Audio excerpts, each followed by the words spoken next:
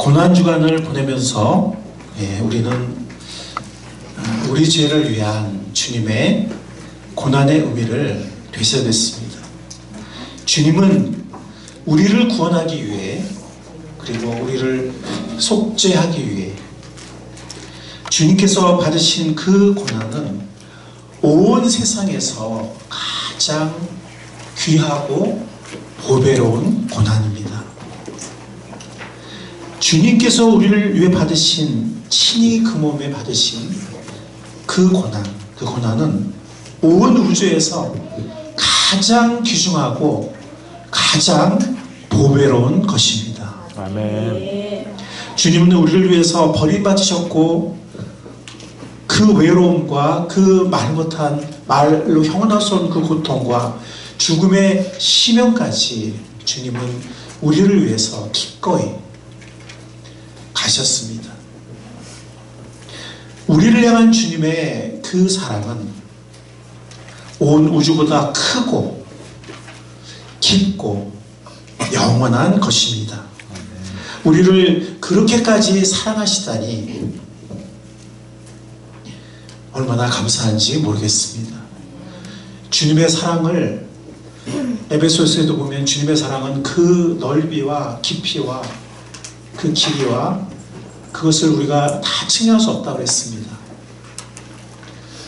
우리의 남은 평생 그 주님의 사랑을 점점 더, 좀 더 깊이 알아가며, 그리고 주님을 향한 우리의 사랑이 점점 커가는 우리의 복된 인생 여정이 될 수 있기를 간절히 바랍니다. 아멘.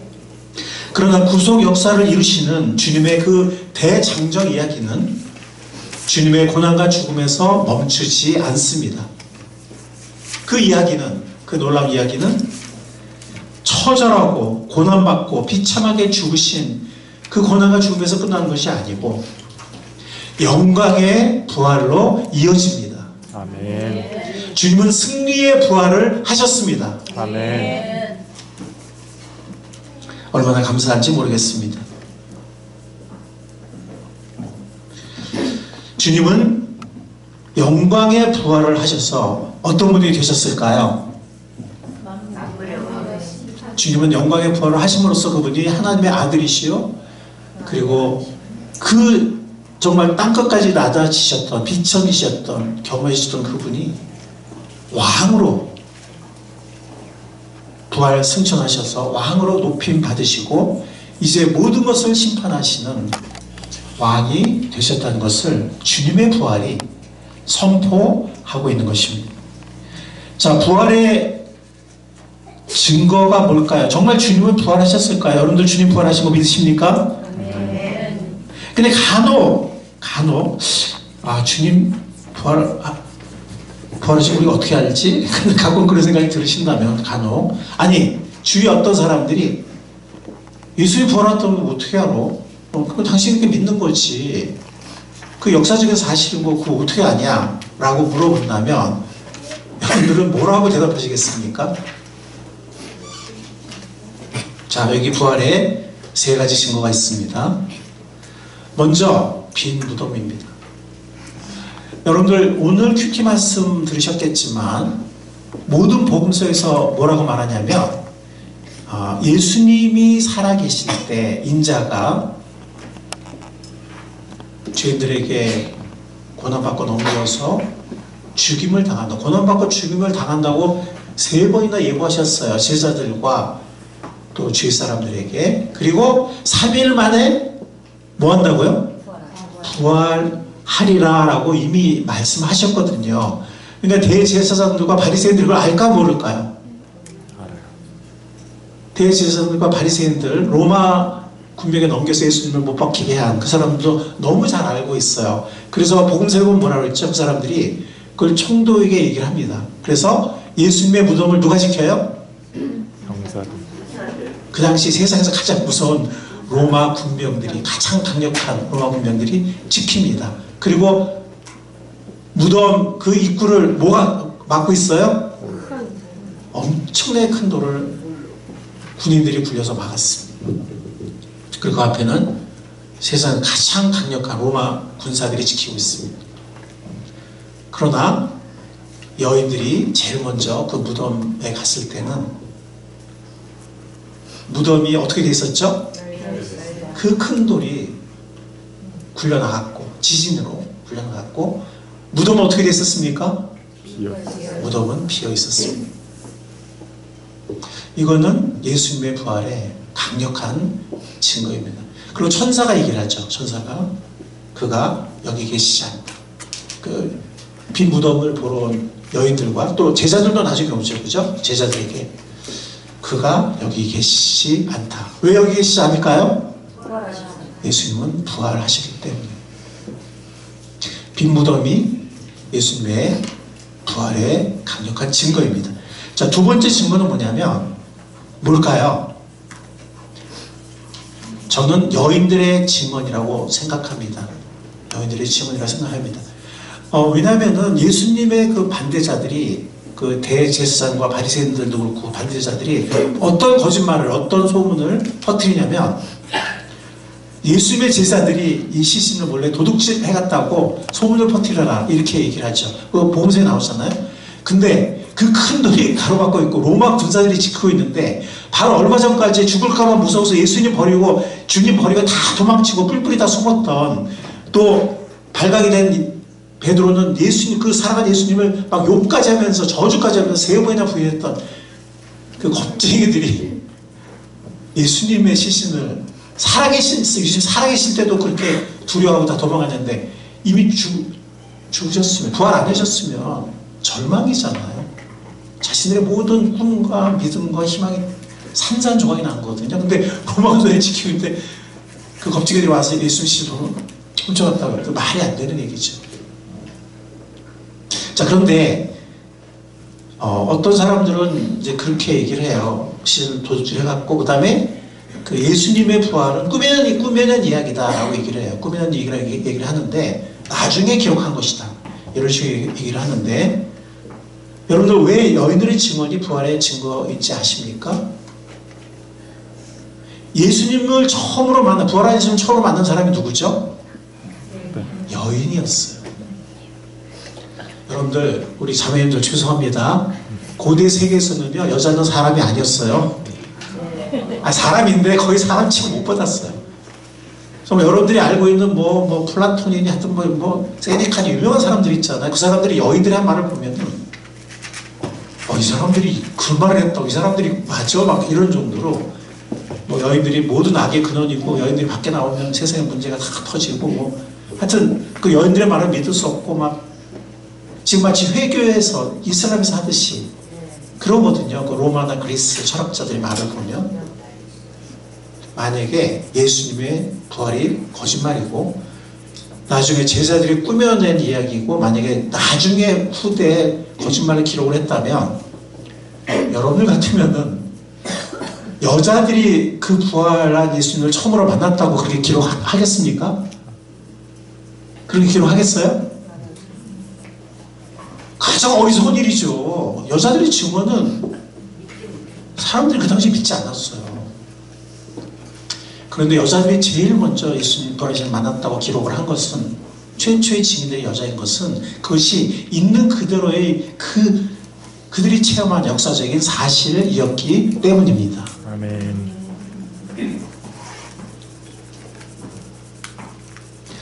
그리고 여자들이 또 예수님을 사랑하기도 했고요. 그때 마지막으로 사도 바울의 증언입니다. 사도 바울은 어떤 사람이에요? 예수님을 미워했던 사람이에요.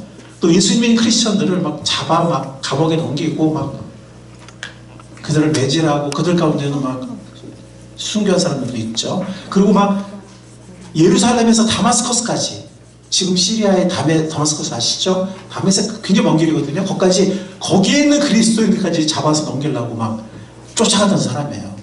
그런 사람들이 그 다메섹 가는 길에 부활하신 예수님을 한산 중에 만나, 그의 눈이 멀고, 그 예수님 부활하신 예수님 만난 후에 완전히 180도 돌아서서 변화된 사람이 되어서, 그 크리스찬들을 잡아 넘기려 했던 그 다메섹에서, 다마스커스에서, 거기에서 예수님을 증거하다가 유대인들이 죽을 뻔하고 광주에 매달려 이렇게 도망치잖아요. 그죠? 근데 부활하신 예수 만난 게 바울만이 아니에요. 우리 고린도전서 15장 3절 잠깐 찾아가 보겠습니다. 고린도전서 15장 부활장이라고도 하죠. 네, 15장을 보면 뭐라고 했죠? 15장 3절부터 보면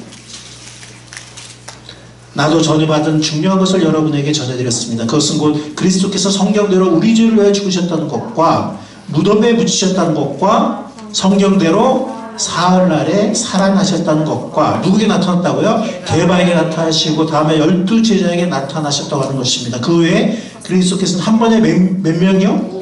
500 넘는 형제 자매들에게 나타나셨는데 그 가운데 더러는 세상을 떠났지만 대다수는 지금도 살아있습니다. 이 지금도가 언제일까요? 고린도 전서를 기록한 기원후 AD 한 55년에서 56년 그 정도예요. 그러니까 예수님의 부활 후에 한 20년 정도 지났어요. 이때 예수님의 부활을 봤던 500명이 넘는 그런 목도한 증인들이 일부는 죽었지만 사도 바울이 고린도전서를 기록하는 이 시간도 대다수가 아직도 살아있다는 거예요. 예수님은 부활하셨습니다. 그래서 그 예수님 살아계실 때도 다 도망치고 숨어있던 그리고 거짓말하고 막 그랬던 그 제자들 12명이 다 순교했어요. 담대하게 복음을 전하고 예수님의 구원과 예수님의 속죄와 부활을 전하다가 다 순교.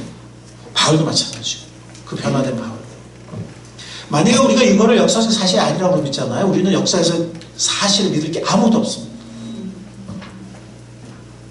예수님은 부활하셨습니다. 아멘. 그래서 부활하신 그 예수님 만난 그 사람들이 변화되어서 예수님을 부인하고 막 숨어있던 겁쟁이들도 또 예수님을 핍박하고 막 크리스천들을 잡아넘겼던 그런 사람들도 다 변화되어서 목숨 걸고 예수님의 속죄와 부활을 전하는 증인들이 되었던 것입니다. 자, 예수님의 부활은 역사적인 사실이라는 것이 너무나 확고한 증거들이 있습니다. 자, 근데 그 예수님의 부활은 무슨 의미를 갖고 있을까요? 주 예수님의 부활은 부활의 첫 열매라는 것입니다. 부활의 첫 열매면 그 다음 열매는 누굴까요? 우리들입니다. 아멘. 아멘. 우리들도 곧 부활할 것입니다.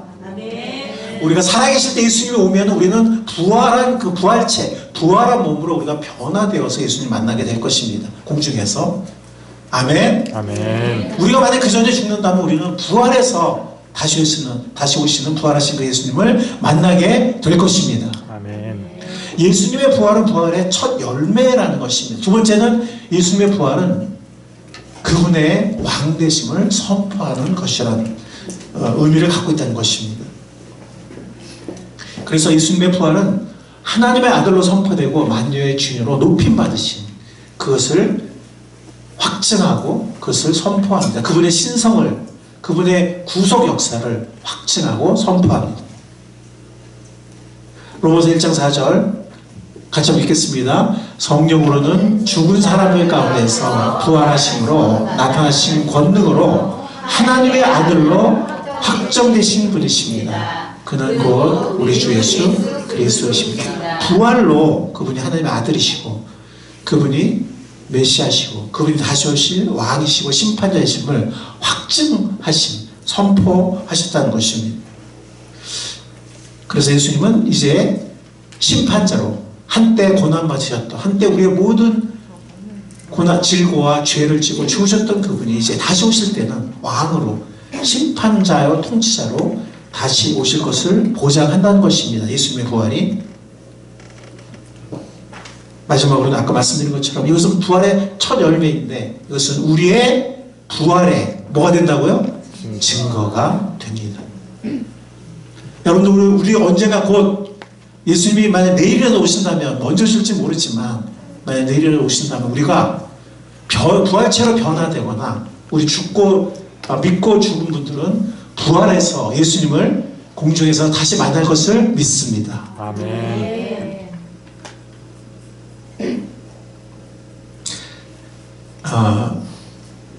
이게 세 번째는 제가 지금 두 번째로 깜빡했네요. 세 번째, 마지막 세 번째 대목이 뭐냐면 부활할 자들의 삶. 자, 우리가 만약 부활을 믿는다면 우리의 삶은 어때야 될 것인가. 여러 가지가 있지만 여러 가지 뭐 인생의 뭐 허무함에 대한 그런 것이 아니라 소망을 가지고 살고 아니 뭐 여러 가지 있지만 오늘 우리가 물질에 초점 맞추기 원합니다. 왜냐하면 물질은 우리에게 가장 소중한 것 중에 하나이기 때문에 이 물질이라는 테스트 바로미터 테스트를 보면 우리가 정말 부활을 믿는지 안 믿는지 알 수 있다는 겁니다. 정말 제대로 믿는지 그냥 막연히 그냥 들어서 그런가 하는 것하고 정말 그걸 믿느냐 우리의 물질상을 보면 알 수 있다는 것입니다. 정말 부활할 자들의 삶은 부활할 자로서 물질을 온전히 주님의 뜻대로 쓰는 삶 이것이 바로 부활할 자들의 삶이라는 것입니다. 그래서 우리가 부활을 확실히 믿을 때 부활을 정말 확실히 믿고 소망할 때 우리는 이 땅의 모든 물질과 인기의 영역에서 초월할 수 있습니다. 아멘. 아멘. 또 사람들 보면 이 물질과 인기와 정말 이것 때문에 그냥 사로잡혀서 그냥 미친 듯이 사로잡혀서 산다든지 아니면 뜻이 꺾여서 좌절하고 낭망한다든지 아니면 좀 뭐 잠깐 잘 된다고 뭐 교만한다든지 하여튼 이 물질과 인기의 영역에서 사람들은 정신없이 욕심에 살든 좌절과 낭만에 살든 험에 살든 살고 있는데 우리가 정말 부활을 믿는다면 아멘 부활을 믿는다면 우리는 모든 물질과 인기 영역에서 초월한 삶을 살 수 있습니다. 요한에서 2장 15, 16절 이 세상이나 세상에 있는 것들을 사랑하지 말라. 그것들이 뭐라고요? 이 세상에 있는 것들이 뭐라고 했죠? 육신의 정욕과 안목의 정욕. 안목의 정욕은 탐심을 일으키죠. 이생의 자랑이니 아버지께로 온 것이 아니요 세상으로 쫓아온 것이니 이 세상도 그 정욕도 지나가되 오직 하나님의 뜻을 행하는 사람은 영원히 거하느니라. 이 세상도 그 정욕도 지나가되 오직 하나님의 뜻을 행하는 이는 영원히 거하느니라. 아멘. 아멘. 그래서 우리는 부활할 자들로서 이것을 초월하는 삶을 살 수 있다는 것입니다. 두 번째는 이 땅에서의 상처와 헛됨에서 승리할 수 있어요. 우리가 살면서 얼마나 많은 상처를 받습니까? 때로는 얼마나 외로움을 느낍니까? 어느 순간에는 이 세상에 정말 나 혼자 있는 것 같은 그런 느낄 때가 있잖아요. 없다고요? 있어요 없어요? 뭐 있다는 거예요 없다는 거예요? 몰라 애들은 아직 몰라. 애들이 좀 커야 인생을 아는 거야. 애들은 어때? 언제 끝나요? 네가 잘 들으면 끝나. 그래서 이 상처 때문에 승리할 수 있습니다. 네. 계시록 21장 4절에 보면 그들의 눈에서 모든 눈물을 닦아주실 것이니 다시는 죽음이 없고 슬픔도 울부짖음도 고통도 없을 것이다. 이전 것들이 다 사라져버렸기 때문이다. 우리 인생의 진정한 만족과 소망 되시는 부활의 주님을 찬양합니다. 아멘. 세 번째로는 이 부활한 자들의 삶을 물질을 주님 뜻대로 온전히 쓸 수 있다는 거예요. 물질의 염려에 빠지거나 욕심에 빠지거나 막 이런 것도 아니고 정말 온전히 주님 뜻대로 쓸 수 있다는 겁니다. 왜냐하면 우리는 영광의 부활을 믿기 때문에 그리고 영원한 상급과 기업을 믿기 때문에 걱정도 안 하고 주님이 채워주실 텐데 너희는 먼저 그의 나라와 그 의를 먼저 구하라. 그게 중요한 거지 채워주는 건 주님이 채워준다고 그랬거든요. 저는 정말 제가 40년 가까이 40년 이상 그 말씀의 약속을 너무나 많이 체험했어요. 너희는 먼저 그의 나라와 그 의를 구하라. 그럼 이 모든 것을 너에게 더하실 것이다. 걱정을 왜 합니까? 우리가 주님의 뜻을 구하고 있는지가 중요한 거지. 주님이 책임지고 채워준다는데 그걸 못 믿고 왜 이렇게 맨날 걱정해요? 그럼 걱정하느라고 주님의 나라 의를 구하지를 못해. 그럼 둘 다 잃어버려. 주님의 나라 의를 못 구하고 쓰임받지 못하고 그리고 물질 맨날 걱정하고 살고. 그 사탄이 원하는 거예요. 주님의 나라 의를 먼저 구하기를 바랍니다. 아멘. 그럼 주님이 책임진다고 그랬어요. 우리 자녀가 부모 못 믿어봐. 네? 옛날에 우리 딸이 이렇게 어떤 데 보면은 뭐 해준다고 아빠 돈 있어? 아빠 돈 없잖아. 막 이랬거든요. 얼마나 기분 나쁜지. 그거 못 믿으면 하나님 얼마나 기분 나빠지겠어요. 너 그것도 못 믿는구나. 나를 못 믿는구나. 그럼 너 걱정하고 살아. 네가 살아. 네가 주인이 돼가지고 너 걱정하고 하여튼 네가 알아서 해. 그렇게 할 수밖에 없는 거예요. 물질을 주의 뜻대로 온전히 쓸 수 있는 부활할 자들의 삶을 우리가 살 수 있기를 바랍니다. 아멘. 오늘 우리 디모데전서 말씀 보면 아까 우리 읽었잖아요. 거기 보면 뭐라고 했죠? 이 돈을 사랑하는 것이, 그렇죠? 디모데전서 6장에 9절이 나오잖아요. 부하려고 하는 자들. 그러니까 하나님은 부자 좀 쓰십니다. 아멘. 아멘. 그런데 부하려고 너무 욕심 부리는 거예요. 막 너무 거기에 집착하는 거예요. 그런 자들 말하는 거예요. 그런 자들은 유혹과 올무와 여러 가지 어리석고 해로운 욕심에 떨어진다. 이런 것들은 사람을 파멸과 멸망에 빠뜨린다 그랬어요. 돈을 사랑하는 것이, 돈을 잘 벌고 잘 쓰는 것이 아니라 돈을 사랑하는 것. 모든 악의 뿌리라고 했습니다. 돈을 쫓다가 믿음에서 떠나 헤매기도 하고 많은 고통을 겪게 하는 사람들이 많이 있다라고 하나님의 말씀은 우리들에게 경고하고 있습니다. 17절부터 19절을 보면 우리 다 같이 한번 읽어보겠습니다. 디모데전서 6장 17에서 19절 읽겠습니다. 시작. 그대는 이 세상의 부자들에게 명령하여 교만을 지지도 말고 덧없는 재물에 소망을 주지도 말고 오직 우리에게 모든 것을 풍성히 주셔서 즐기게 하시는 하나님께 소망을 두라고 하십시오. 또 선을 행하고 좋은 일을 많이 하고 아낌없이 베풀고 즐겨 나눠주라고 하십시오. 그렇게 하여 앞날을 위하여 든든한 기초를 스스로 쌓아서 참된 생명을 얻으라고 하십시오. 이 구절을 잘못 해석하면 이렇게 선행을 많이 하고 이렇게 많이 베풀어야 참된 생명을 얻는 건가? 라고 오해할 수 있는데 이 세 번역의 번역이 좀 아쉬워요. 개역개정은 참된 생명을 취하는 것이라 그랬어요. 취한다 그랬습니다. 똑같은 동사가 12절에 나와요. 믿음의 선한 싸움을 싸우십시오. 영생을 얻으십시오. 근데 세 번역은 자꾸 얻으라고 그러는데 역시 마찬가지로 개역개정은 믿음의 선한 싸움을 싸우라 영생을 취하라 라고 말하거든요. 그런데 우리의 영생을 우리 힘으로 얻는 것이 아닌 것이, 그 다음에 보세요. 하나님께서는 영생을 얻게 하시려고 그대를 부르셨습니다 라고 말하거든요. 여기도 번역이 좀 아쉬운데 개역개정은 이를 위하여 네가 부르심을 받았다. 무슨 말인가 하면 부르심을 받은 사람들은 이미 영생을 얻은 겁니다.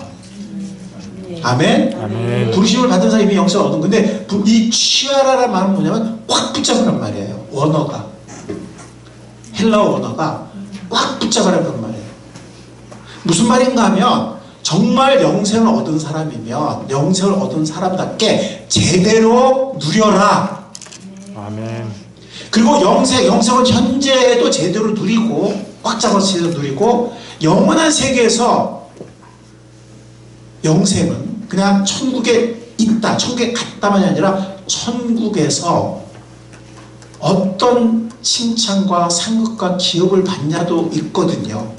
그래서 고린도전서에 나오지만 불 가운데 구원받는 것처럼 아무 상도 없이 그냥 간신히 영혼만 천국에 들어가는 그런 불 가운데 구원받는 부끄러운 부분도 있고, 그러나 그 부끄러움이 천국의 삶, 우리 삶을 불행하게 하진 않아요. 이 세상 생각하지 마세요. 그냥 부끄러운 건 부끄러운 거죠. 스스로 후회되겠지. 그런 구원도 있지만 정말 하나님의 칭찬과 주님의 칭찬과 그리고 상급과 기업을 풍성히 얻는 그런 구원이 또 있거든요. 똑같이 천국에 가더라고요. 이렇게 비유할 수 있어요. 어떤 분이 우리를 사랑해서 큰 보물상자, 엄청나게 큰 보물상자를 줬어요. 그 안에 막 정말 좋은 거, 너희들 뭐 좋아하냐? 우리 아이들 그럼 말해봐.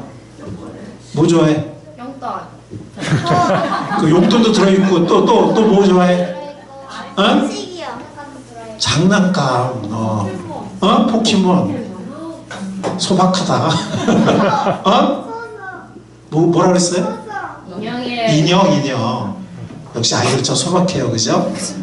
어른들이 문제야. 20억, 뭐 50억 막 이러니까. 근데 어쨌든 그 보물상자가 엄청나게 많이 들어가 있어요. 그다음에 뿐만이 아니라 무슨 열쇠라도 줬어. 보물창고 열쇠. 그런데 그것을 우리가 받음으로써 그게 누구 것이 됐습니까? 내 것이 됐어요. 주님이 주셨어요.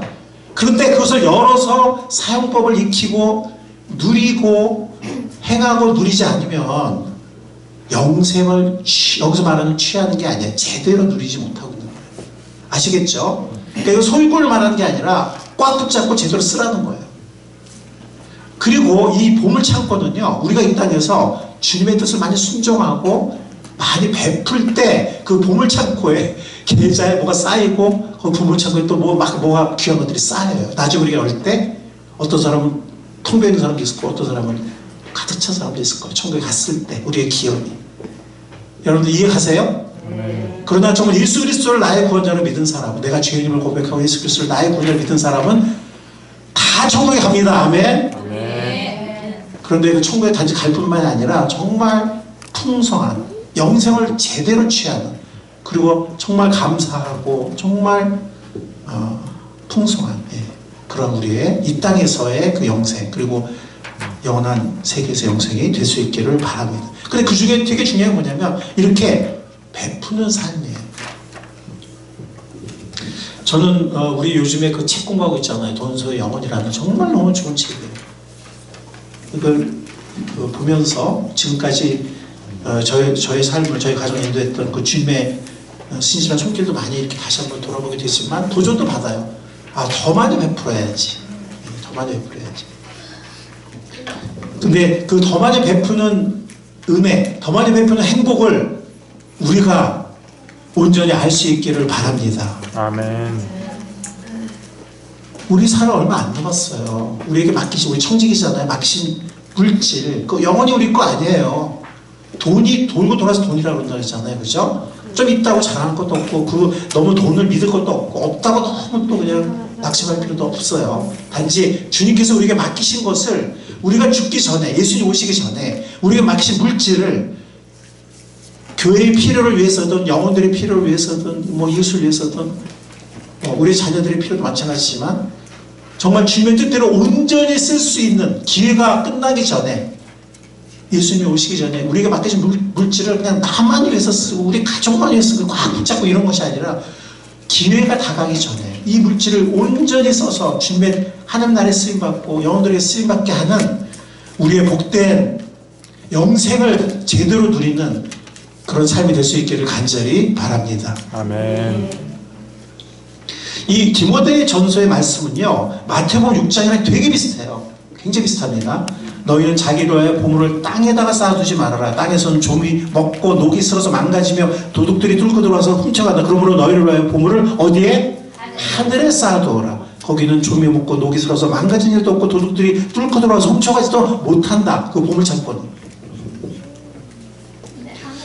여러분들 정말 우리가 그냥 뭐 걱정하고 뭐 우리 애 뭘 시켜야겠는데 또 돈 벌어야 되겠는데 막 이러고 하여튼 맨날 또 뭐 아파트도 사야 되는데 언제 사시면 맨날 그 돈 걱정에 아니면 돈 욕심에 이러고 여러분들 살지 마시고 주님 나라가 이 땅에 임하기 전에 이곳에서 하나님 나라를 확장하고 영혼들의 쓰임받고 교회 필요를 채우고 선교와 미래세대를 세우는 일에 우리 물질을 더 많이 들여서 기회가 가기 전에 하나님 나라에 더 많이 쓰임받는 우리가 될 수 있기를 간절히 바랍니다. 아멘.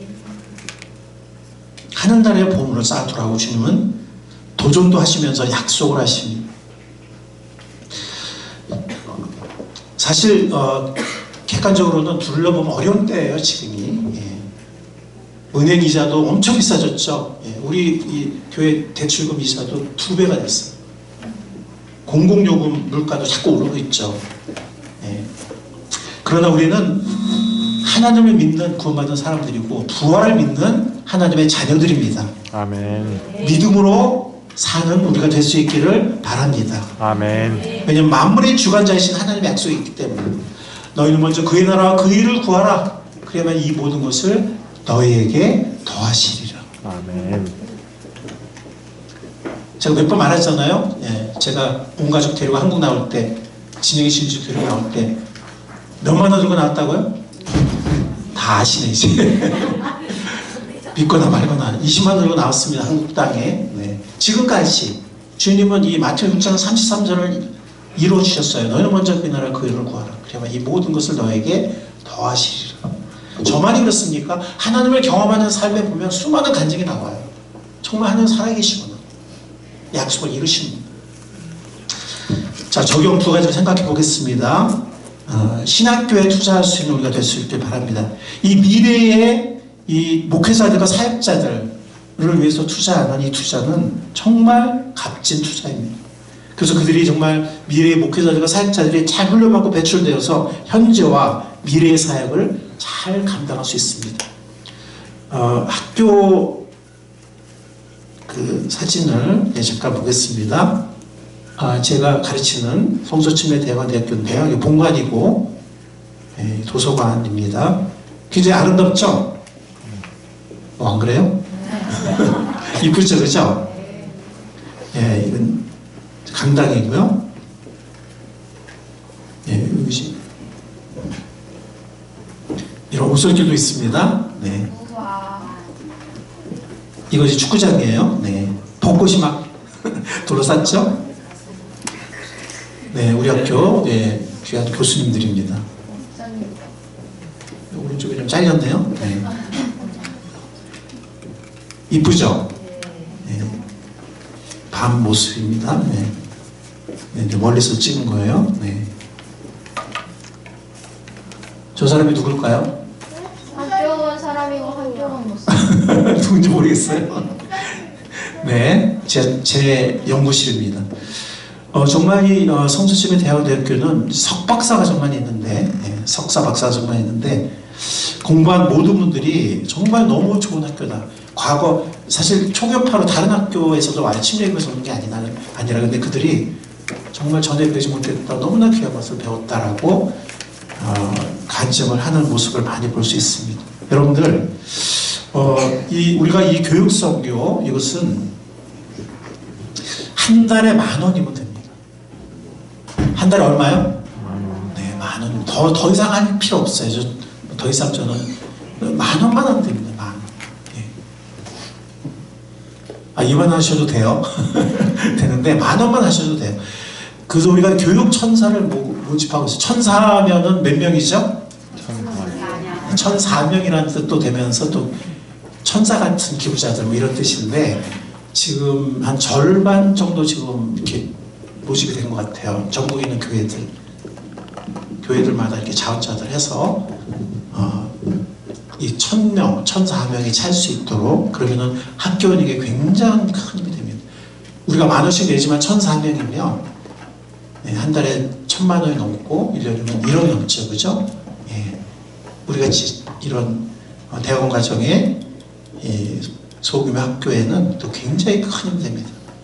그래서 어떤 큰 기부자들도 물론 있으면 좋겠지만 이런 천사 같은 그런 작은 분들의 정성을 모았을 때 하나님의 귀한 일꾼을 길러낸 이 사회에 계속해서 귀하게 주님께서 쓰실 줄 믿습니다. 아멘. 네, 그래서 이 자동이체 신청서고 여러분들 아마 받으셨을 거예요. 여기 뭐 5만 원도 있고 뭐 2만 원도 있고 하지만 그냥 10,000원만 하세요. 그냥 10,000원. 네, 10,000원. 천사들이 모일 때 주님의 귀한 일을 이룰 수 있습니다. 네, 그렇게 해서 작성해 주시기 바랍니다. 그리고 두 번째로는 이 건축원금을 우리가 좀 작정할 수 있으면 좋겠습니다. 애초에 우리가 영어 도서관을 하고 품성학교를 하고 미래세대를 하는 계기가 있는데요. 어느 날 제가 새벽 파수꾼기도를 하는데 아침에 파수꾼기도를 하는데 주님의 음성이 들려오는 거예요. 저를 도전하시는 거예요. 뭐라고 하시냐면 이 넓은 공간 7층 다 쓰잖아요. 우리가 이 넓은 공간에 이 관리비 한 달에 한 120만 원 정도 내요. 관리비만 이자 말고도 이것을 단지 우리 교회만 여기서 쓸 거니? 라고 이렇게 저희한테 반문하시는 거예요. 질문하시는 거예요.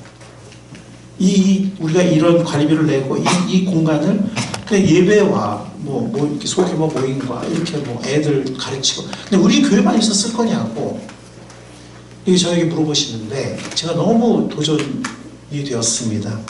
그래서 주님이 말씀하시기를 이 공간을 열라고, 지역의 가정들을 위해서, 미래의 주역인 아이들을 위해서, 부모들을 위해서 열어라, 이렇게 말씀을 하셨어요. 그래서 우리가 영어 도서관 시작하게 되었고 품성학교도 시작을 하게 된 것입니다. 여러분들, 이 건물과 공간이 없으면 사역을 할 수 없습니다. 이 건물과 공간이 있기 때문에 우리가 영어 도서관도 하는 것이고, 미래 세대를 위해서 품성학교도 하는 것이고, 토요일날 주니어 제자반도 하는 것이고, 여러분들 목장 모임도 하는 것이고, 예배도 드리는 것이고, 그죠? 예. 그래서 이 건물 공간은 든든하고, 하나님의 사역을 위한 든든하고 효과적인 터전이 되는 것입니다. 센터가 되는 것입니다. 우리가 1년에 1,000만 원씩 헌금을 하고 있어요. 지금까지 은혜로 감당해 왔습니다. 그래서 지금은 그동안 많이 갚았어요. 근데 만약 우리가 1,000만 원씩 5년을 건축업을 더하면, 그리고 우크라이나 전쟁이 끝나고 이자가 좀 정상화된다면 우리는 미래 세대 사역과 전도와 선교에 더 많은 투자를 할 수 있습니다. 만약에 10년을 우리가 이렇게 한다면 우리는 교회 건물 운영과 사역자 사례와 그 다음에 사역, 선교와 사역의 바람직한 균형을 이룰 수 있습니다. 지금은 건물 운영에 좀 약간 많이 치우쳐 있거든요. 뭐 관리비와 이자와 뭐 이런 것들. 저도 사실 5년 안에 매년 드리는 건축 헌금 외에 저 마음에 지금 기도하고 있어요. 일시불로 적어도 1,000만 원 이상 내가 좀 건축을 했으면 좋겠다라고 개인적으로 기도하고 있습니다. 여러분들, 하나님의 그 사역이 어떤 미래 세대를 위한 사역과 우리의 목장 사역과 우리의 예배 사역과 이런 것들이 더 귀하게, 더 많은 열매를 향해서 이 지역사회에서 더 귀하게 쓰임할 수 있도록, 그리고 사역에 좀 더 많이 우리가 투자할 수 있도록 건축원금, 신실하고 풍성하게 건축원금을 할 수 있는 우리가 될 수 있기를 바랍니다. 아멘. 우리의 물질을 들여서 하나님의 사역이 앞으로 더 견고하게, 더 뻗어나가 하나님의 비전이 이루어지고 많은 영혼들이, 어린 영혼들과 또 우리 어른들과 주 앞에 돌아올 수 있도록 우리 건축원금을 우리의 물질을 들여서 신실하게 드리는 우리가 될 수 있기를 바랍니다. 아멘. 여러분들 봤셨지만 두 가지가 있을 거예요. 매달 월정을 하실 수도 있고, 가을에 그 갚는 날이 있어요. 10월 달에 갚게 되는데 그때 일시불로 약정할 수도 있습니다. 다 어려운 거 우리 다 알고 있죠. 우리가 믿음으로 주님의 약속을 믿고 드려서 주님의 사역에 더 힘차게 일어날 수 있도록, 더 많은 어린이들과 어른들이 주님께 나올 수 있도록, 또 미래 일꾼으로 세워줄 수 있도록 쓰임받는, 우리가 부활할 자들로서 믿음으로 물질생활을 하는 복된 우리 모두가 될 수 있기를 주님의 이름으로 간절히 축원합니다. 아멘. 이것만이 아니고 우리 삶 전체가, 우리 인생 전부가 복의 통로가 될 수 있기를 바랍니다. 지혜롭고 충성된 물질의 청지기로서, 부활과 영생을 믿는 부활할 자들로서 우리의 잠시 맡겨진 물질을 가지고 영혼들을 얻고 교회와 사람의 필요를 채우는, 거기에 잘 쓰임받는 우리 모든 복된 인생들이 될 수 있기를 간절히 축원하는 것입니다. 아멘. 매튜 헨리라는 분이 이렇게 말했어요. 매일매일 마지막 날을 준비하는 것이 우리의 관심사가 되어야 한다 그랬습니다. 도전되는 말이죠. 네, 그리고 또 존 틸러슨이라는 분이 이런 말을 했습니다. 우리 다 같이 한번 읽어볼까요? 시작. 이 세상 삶에는 관심이 있으면서 영원한 삶에는 무관심한 사람은 순간적인 지혜자여 영원한 우매자이다. 순간적으로 지혜롭지 모르겠어요. 어떤 사람들 보면은 또 돈 잘 버는 사람들이 있어요. 거기에 막 이 지혜가 돌아간 사람들이 있어요. 근데 그 사람이 만약에 영원한 삶을 모르고 영원한 이런 투자를 모른다면, 영원한 시야에서 보면은 정말 우매한 사람이에요. 왜냐하면 그 돈이 죽을 때까지 갈 수 없거든요. 이것은 어떻게 보면 성경의 진리를 잘 요약한 격언이기도 합니다. 마음의 세계는 우리가 되면 좋겠습니다. 히브리서에 보면 이제 마지막 말씀입니다. 히브리서 보면 이렇게 말했습니다. 돈을 사랑함 없이 살아야 하고 지금 가지고 있는 것으로 만족해야 합니다. 디모데전서와 히브리서는 히브리서 말씀인데 굉장히 통합니다. 주님께서 친히 말씀하시기를 내가 결코 너를 떠나지도 않고 버리지도 않겠다. 주님 공급된 물질을 의지하지 말고 아멘. 아멘. 공급된 물질을 의지하지 말고 공급하시는 분을 믿는 우리가 될 수 있기를 바랍니다. 아멘. 그분이 우리를 떠나지 않고 버리지 않겠다고 약속하셨어요. 사실 우리에게는 이 땅에 영원한 도시가 없고 우리는 창차할 도시를 찾고 있습니다. 이거는 부활 이후의 영생을 바라보는 거죠. 부활과 영생을 바라보는 것입니다. 그러나 우리는 예수로 말미암아 끊임없이 하나님께 참배의 제사를 드립시다. 이것은 그의 이름을 고백하는 입술의 열매입니다. 선을 행함과 가진 것을 나눠주기를 소홀히 하지 마십시오. 하나님께서는 이런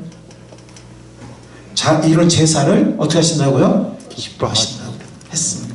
아까 디모데전서 말씀하고 상통하는 말씀입니다. 왜냐하면 주님은 우리에게 부활을 주실 것이고 영생에 들어가게 하실 것이고 우리에게 상을 주실 것이기 때문에 하나님은 이런 삶, 성을 행하고 가진 것을 나눠주는 드리기를 기뻐하는 그런 삶을 기뻐하신다는 것입니다. 중국 선교의 아버지라고 하는 허드슨 테일러, 자신의 모든 것을 중국에 바쳤던 허드슨 테일러는 이렇게 말했습니다. 자신을 위해서는 더 적게 사용하고 다른 사람들에게 더 많이 주면 우리의 영혼은 더 충만한 행복과 축복을 누린다 라고 말했습니다. 자, 우리 마지막 한번 우리 스스로에게 한번 물어봅시다. 만약 우리가 맡기신 물질을 주님 뜻대로 온전하게 쓸 수 없다면 과연 우리가 부활을 제대로 믿고 있는 것일까? 한번 스스로 우리가 돌이킬 수 있기를 바랍니다. 나는 나에게 주어진 물질을 절대로 주님이 이를 굶겨주기는 안 하실 건데 책임지겠다고 하셨는데 이걸 내가 꽉 붙잡고 있느냐, 그리고 내가 붙잡고 일부를 주님께 드린다 이렇게 하고 있느냐, 아니면 정말 그 모든 것을 주님 뜻대로 내가 온전히 쓰십시오. 주님의 나를 또 케어하실 것을 믿고 나와 우리 가족을 케어할 것을 믿고 온전히 주님의 뜻대로. 근데 그 뜻 가운데는 뭐 저축도 있어요. 네, 그것도 있습니다. 보험도 있어요. 주님께서 그거 다 주님 뜻 가운데 들어가 있어요. 근데 중요한 건 뭐냐면 이걸 내가 막 붙잡고 있느냐, 아니면 주님께 온전히 이걸 펴서 맡기고 있느냐. 만약 이걸 온전히 그렇게 할 수 없다면 과연 내가 부활을 정말 믿고 있는 것일까?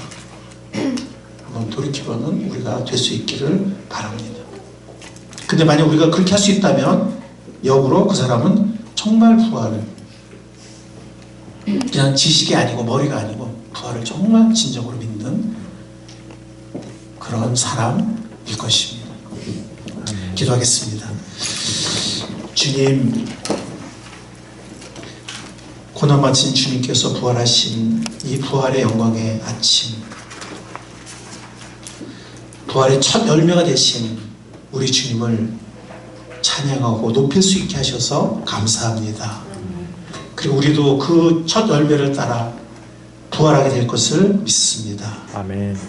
주님, 그 부활에 합당한 물질 생활을 할 수 있는, 그래서 더 큰 영생을 올바로 누리며 영원한 기업과 축복을 누리는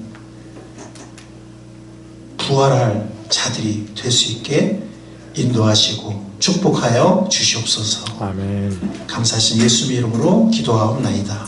아멘. 아멘.